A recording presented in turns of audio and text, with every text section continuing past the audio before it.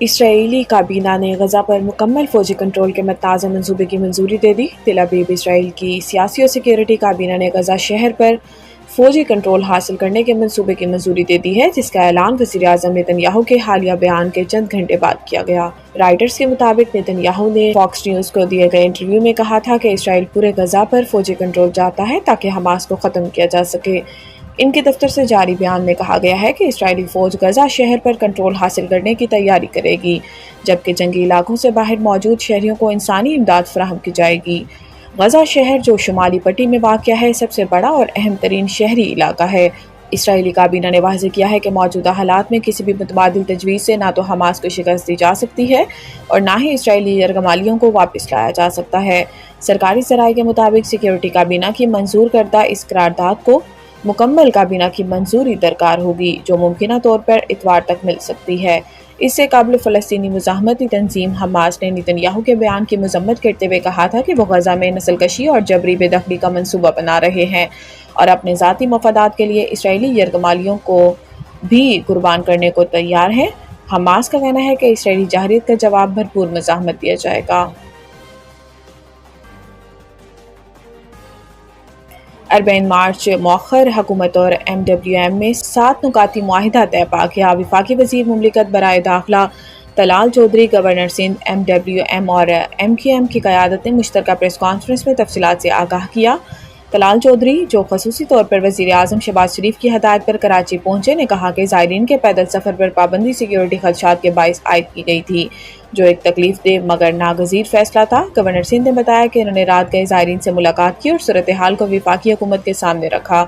انہوں نے کہا کہ زائرین کے تحفظ کو مد نظر رکھتے ہوئے پیدل سفر کی اجازت نہیں دی جا سکتی، تاہم تمام فریقین کی مشاورت سے 7 نکاتی معاہدہ طے پا گیا، جس پر مکمل عمل درآمد کے لیے ایک مشترکہ کمیٹی قائم کی جائے گی۔ طے پانے والے 7 نکات میں شامل ہیں: زائرین کے لیے مخصوص فلائٹ آپریشن 2 روز میں شروع کیا جائے گا، ایڈوانس میں دیے گئے بس کرایوں کی واپسی یقینی بنائی جائے گی، عراقی حکومت سے ویزا کی مدت میں توسیع کے لیے رابطہ کیا جائے گا، زمینی سفر کے متبادل انتظامات پر بھی غور کیا جائے گا، بارڈر پر موجود اسٹوڈنٹس کے لیے فوری احکامات جاری کیے جائیں گے، زائرین کے مسائل کے حل کے لیے مستقل رابطہ کمیٹی قائم کی جائے گی۔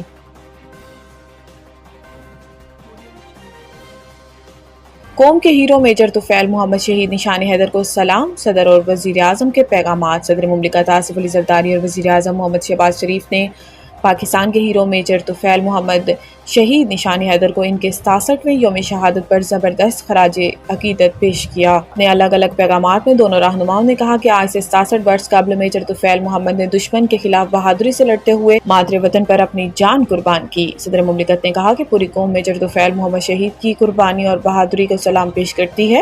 پاکستان آج ان عظیم سپوتوں کی قربانیوں کی بدولت محفوظ ہے اور ہم اپنے تمام ہیروز کو سلام پیش کرتے ہیں، جنہوں نے ملک کی سلامتی کے لیے اپنی جانیں نچھاور کی۔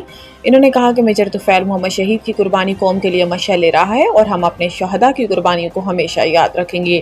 وزیر اعظم محمد شہباز شریف نے اس موقع پر کہا کہ پاکستان کو اپنی بہادر افواج پر فخر ہے، جو دشمن کے ہر محاذ پر ڈٹ کر مقابلہ کر رہی ہے۔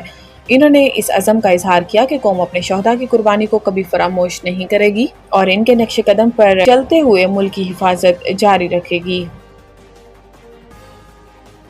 200 کی بجائے بجلی کے 300 یونٹس تک پروٹیکٹڈ شرح میں لانے کی تجویز۔ ذرائع وزارت توانائی کے مطابق ارکان اسمبلی نے 201 یونٹس پر 5,000 روپے اضافی بل بھجوانے کا معاملہ اٹھا دیا ہے۔ ارکان اسمبلی نے وزیر اعظم شہباز شریف کو صارفین کے ساتھ ہونے والی زیادتی سے آگاہ کیا۔ ذرائع وزارت توانائی کا بتانا ہے کہ 201 کی بجائے 301 یونٹس استعمال کرنے والوں پر اضافی بل بھیجنے کی تجویز سامنے آئی ہے۔ ذرائع وزارت توانائی کے مطابق بجلی کے 301 یونٹس کو نان پروٹیکٹڈ شرح ڈکلیئر کرنے کی تجویز ہے۔ ذرائع کا بتانا ہے کہ پروٹیکٹڈ اور نان پروٹیکٹڈ بجلی صارفین کے معاملے پر اعلیٰ سطح کی کمیٹی تشکیل دیے جانے کا امکان ہے۔ کمیٹی 201 کی بجائے بجلی کے 300 یونٹس کو نان پروٹیکٹڈ شرح میں لانے کی سفارش کر سکتی ہے۔ اسلام آباد سمیت ملک کے مختلف حصوں میں آج تیز بارش متوقع۔ کراچی ملک کے مختلف حصوں میں آج بارش کا امکان ہے۔ محکمہ موسمیات کے مطابق آج اسلام آباد، بالائی پنجاب، خیبر پختونخوا اور کشمیر میں بھی کہیں کہیں تیز بارش کا امکان ہے۔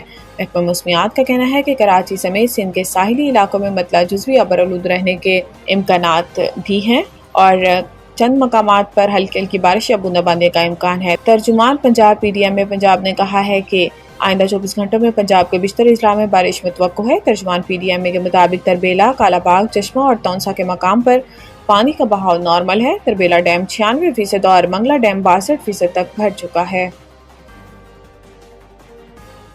خاتون سے مبینہ زیادتی کا الزام، پاکستانی کرکٹر حیدر علی مانچسٹر میں گرفتاری کے بعد ضمانت پر رہا۔ انگلینڈ کی پولیس نے قومی کرکٹر حیدر علی کو مبینہ زیادتی کے الزام میں ضمانت پر رہائی کے بعد 2 ہفتے بعد دوبارہ طلب کر لیا۔ اس دوران ان پر برطانیہ چھوڑنے پر پابندی ہے۔